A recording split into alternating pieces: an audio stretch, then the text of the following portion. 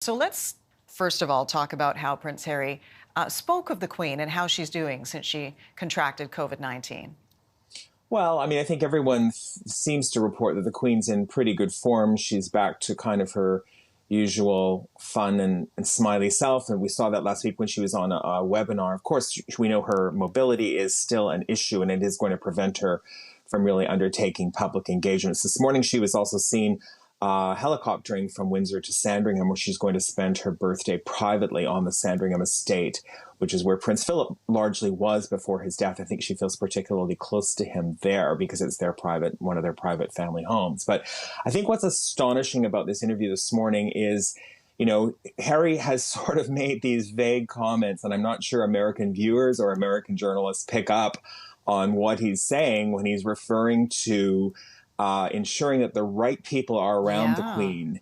What exactly does that mean? And, he does make these kinds of statements, which, I think a more kind of someone who follows the story a little more closely might pick up on. I'm not sure the American journalists do. Well, it's sort of, I don't want to say passive aggressive, but he's certainly, he knows his words are parsed. And so when he says something like that, Richard, I wonder what his brother thinks, who's there, near the Queen. He's the heir to the throne. He's watching out for his grandmother, too. So it just seems a little, not incendiary, but it's a little bit of a shot. Would you read it that way?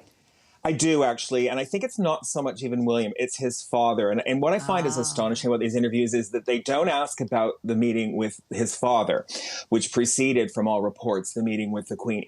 Prince Charles is fundamentally calling the shots right now in the monarchy. The Queen is not in a position to do that. The Prince is obviously the next king. What the decisions that are being made now affect him, obviously, very much so. And so there's never really a comment about that. And, it's really about that issue. And, again, is he referring to staff? We know that Prince Harry has had some run-ins with staff around the Queen that he does not really appreciate.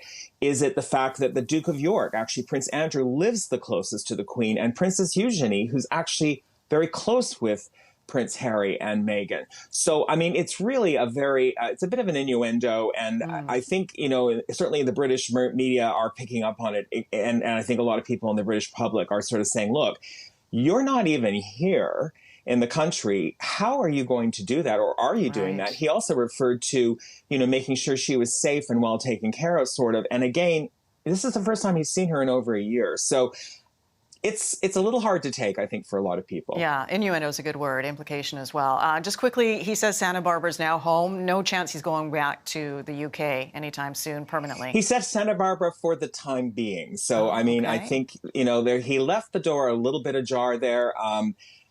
Again, I think it's, a real hard shot to take for people in the United Kingdom, who really embraced Prince Harry for most of his life.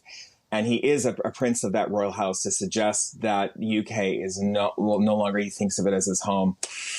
Again, these are really big statements to make, and they were just kind of glossed over in the interview. Interesting. Well, I'm sure there'll be more fallout in the next 24 hours. Richard, always good to have your take. Thank you.